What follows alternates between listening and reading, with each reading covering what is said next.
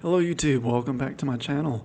Decided to record a February wrap-up to talk about very quickly all the stories that I finished through the month of February. It was a pretty productive month for me. I finished 6 stories. Most of them were short, but that doesn't change the fact that I enjoyed pretty much all of them. Actually, I did enjoy all of them, and all but one of them I would give a B plus to it, an A score. And the one that didn't make it, I still enjoyed, and I got more from it this time, this reread. This month was full of a lot of books that I need to read for school because I'm still looking for the final book that I want to teach during the final quarter of this school year. I know that's a little bad for a teacher to admit that they don't know what they want to teach, and when the last quarter is a month away.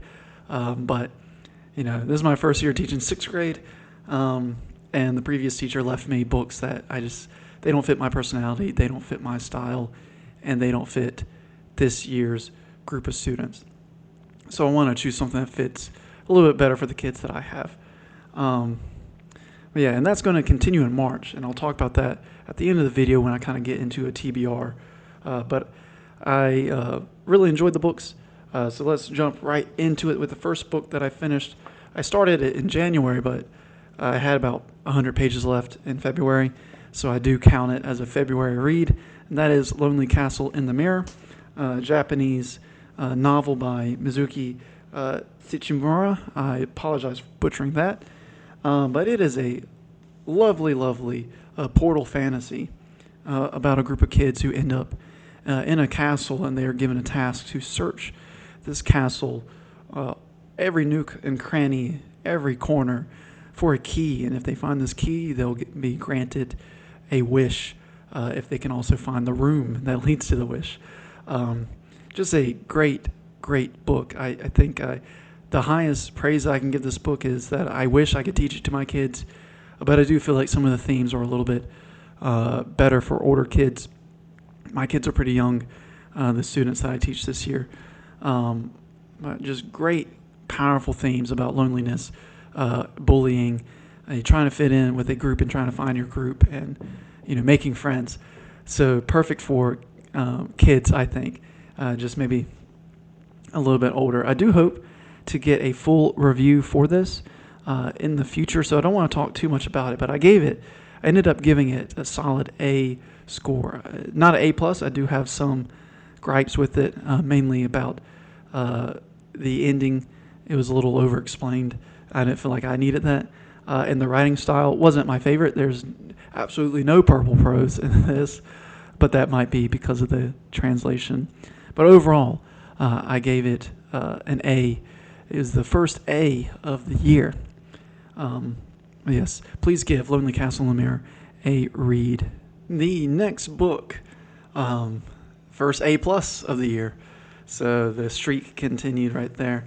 But it is Golden Sun by Pierce Brown. I really want it to be a hipster and say, Pierce Brown is okay. But after reading it, no, I can't say that. I have to give him as much praise as I can. I'm ashamed that it took me this long to start reading the Red Rising series. But I will always stand by the fact that the covers are awful. And that's why it took me so long, because I thought they were young adults. Nothing wrong with young adult, but I was not interested in it for a very long time. But Golden Sun, very different from the first book, Red Rising. I enjoyed Red Rising. I still ended up giving it an A score as well. But it is definitely the most derivative and the most different of the books, but I still loved it. Golden Sun, there are so many emotional beats that left my jaw on the floor, and I really grew to care even more about every single character.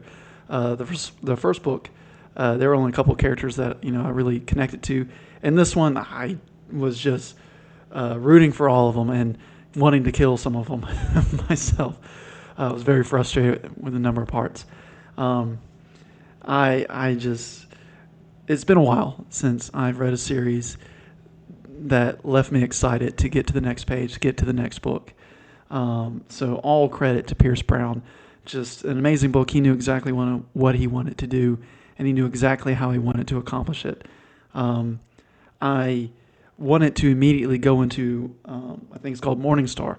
I wanted to, but I like to take a break and let books in a series simmer. I let them sit with me for a little bit longer. So I've been avoiding Morningstar for a while, but Golden Sun, A plus. Um, I there's not another book so far this year that made me feel the way that it did.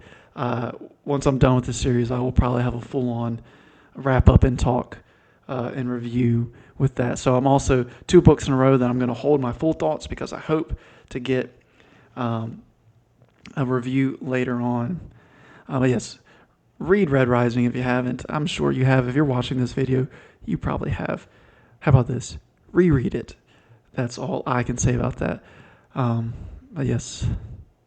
The next book is a little bit of a surprise. I never even imagined that I would read it because I didn't, ever imagine when I would need to read it. But that is The Phantom Tollbooth by Norton Juster and illustrated by Jules Pfeiffer. The illustrations are noteworthy as well. I gave it an A as well. So the streak continues. All of February is going to be pretty much A scores. The Phantom Tollbooth, I read it for, again, just to see what I want to teach at the end of the year. I wanted to make the decisions if I believe that my students would enjoy it, if my students would get, um, lessons that are meaningful to them, if it would be impactful to my students. And I do believe that there is a chance that they will like it. Probably not as much as me. It is The Phantom Tollbooth. If you don't know anything about it, Milo, he's a young boy. He one day gets a toll booth in a car, appears in his room, and when he gets into the car and he takes off and passes through the toll booth, he enters a new land. And it is very much a comedy, a satire as well. And while I was reading the book, I kept thinking, I really enjoy it, but comedies are really tough to teach. I feel, at least for me. I don't know if it's my personality or my style. But, kids these days, I can't believe I'm saying that, but kids these days, I don't know if their humor is the same as mine. So I don't know if they would find this as funny. But I do, ignoring the comedy and ignoring that aspect, I do feel like there are also a lot of great lessons and a lot of great morals that my students could, enjoy, and they could really learn from. But I really enjoyed it. It made me laugh. Not a lot of books make me laugh. I am cold-hearted and dead on the inside. But this book, I laughed a number of times. So I really enjoyed The Phantom Tollbooth. I ended up giving it an A. There's really not a whole lot of negatives, I would say, other than it's a middle grade book. You know what you're getting when you're reading a middle grade book as an adult. There will be moments where you roll your eyes, but I do think the writing was beautiful. The lessons were beautiful, and it made me laugh. Thank you for making me laugh. Yes, please enjoy it. If you've never read it, I think even as an adult, it would be worth reading and seeing what you can get out of it as well. Continuing the trend of reading maybe classic books that maybe my kids might enjoy and that I might teach. Last Unicorn by Mr. Beagle. I gave this an A minus, so a little bit lower than Phantom Tollbooth and Golden Sun and Lonely Castle in the Mare, but I still, as the score reflects, I still really enjoyed it. All of these, if I was still using stars, would be 5-star reads for me. The Last Unicorn is exactly what it says. It's about one of the, potentially one of the last unicorns going out and looking for other unicorns and running into some very memorable characters.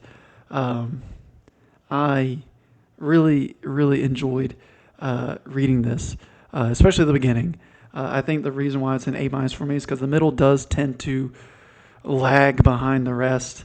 I was at times pretty bored reading the middle of the book, and that really colored my reading as well because I kept thinking, oh yeah, my students are going to struggle through the whole middle section.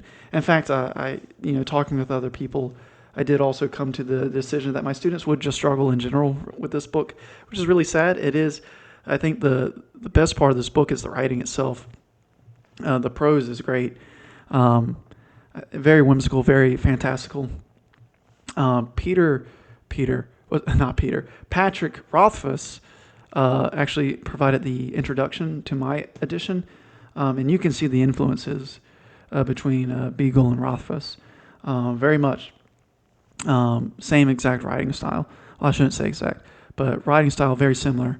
Um, but I do think, once again, just like Lonely Castle in the Mirror, the themes are a little bit deeper than maybe my kids can handle, a little bit more allegorical.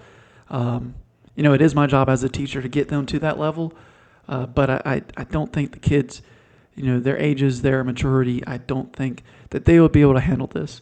But as for my own personal sake, I did give it A minus, mainly because of the middle. It was a drag. The ending I really liked, and again, the prose was excellent. So another classic fantasy book, another classic maybe children's or middle grade book that I needed to read, and I enjoyed it. So I think I might even continue that. I will in March, but past March, I think I'm going to make it a point this year to read a lot more middle grade and classic fantasy this year, just to open up my eyes to the genre and where it's came from, where it's come from. English teacher moment sometimes. But yes, please read The Last Unicorn. I'm going to say that all video. If you've never read it, please read it. I'm going to watch the movie when my fiance gets back from her little trip. But I heard I can't show that to my students either because it has one bad scene. Oh well. I need two hands for this next one. It is a graphic novel, and I finished it yesterday, and I finished something today as well. It's excuse me, it is, oh boy, Shubik Lubik by Dina Mohammed. I ended up giving it an A minus score. I'm not going to show any of the art because I don't think that's fair to the artist. It is about what if we lived in a world where wishes were products that we can buy, sell, trade, mine, and exploit. And what would happen to the world? What would happen to, really, this is an Egyptian story. What would happen to Egypt if all these things happened? Because in this story, in this world, Egypt and other Middle Eastern countries were producers and where the resources, where these wishes could be mined from, and what would happen to the country, and what would happen if three people in the story, it's broken up into three parts, what if they could get one of their biggest wishes granted? Because in this world, very clever, I think, this world breaks up the wishes into tiers. Tier 1, Tier 2, Tier 3. Tier 1 being the most powerful. Like, you're pretty much going to have your wish granted exactly as you want. And Tier 3 being a little bit of a monkey's paw for you. And in the story, three characters get access to a Tier 1 wish. And I thought, very much like Golden Sun, I thought the characters were the best part. I was really connected to the stories in this. The characters were my favorite part, especially part 1 and part 2. I connected very deeply to the story. Part 1 is about a woman, I'm not going to spoil too much, but a woman trying to come to terms with the death of her husband. So her wish is going to deal with that. And I thought it was beautiful. I really enjoyed that.